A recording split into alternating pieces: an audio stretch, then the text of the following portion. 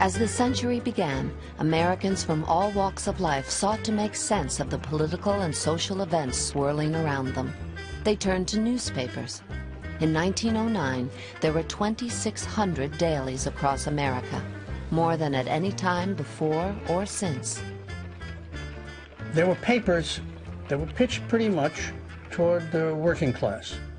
There were other papers that were pitched toward management, some toward Protestants, some towards Catholics. And it was a time in which certain publishers, who were very powerful, still had some of their liberal or progressive or even socialist tradition.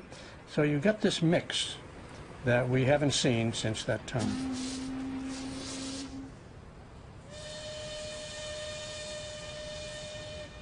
I was little more than 18 the day I turned up my collar, slouched my hat, and set out to get a job on the newspapers. I chose the one daily generally regarded as pro-labor, liberal, independent, and therefore honest.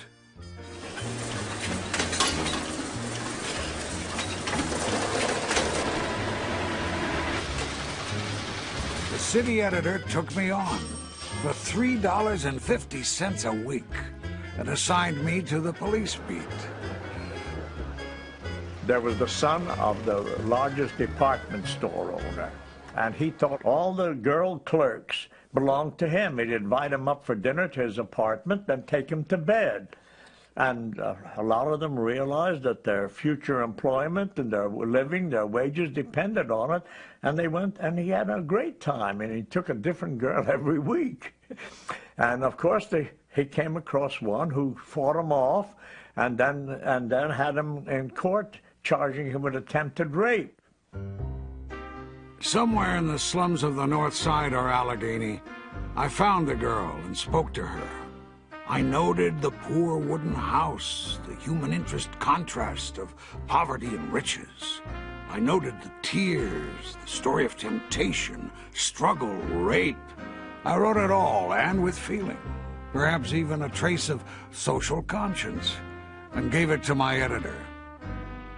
They said, make a carbon copy of it. And I didn't know what a carbon copy was. And I brought in carbon paper, and I made a carbon copy. And then I realized one copy went to the business department, another copy went to the editor-in-chief. The business department immediately went to the department store and said to the owner of the department store, you take 2 pages on Sunday. You're our biggest advertiser. We think that from now on you'll be taking 4 pages. And then they threw this story about the son, the rapist, you see, said, we're not printing it, you know. They got the point. This was my small introduction to what is now known as prostitution of the press, a type of activity which is alleged to have disappeared some time ago. The press of each age claims it is pure, but also admits that just the other day it was immoral. Yesterday's harlot is always today's virgin.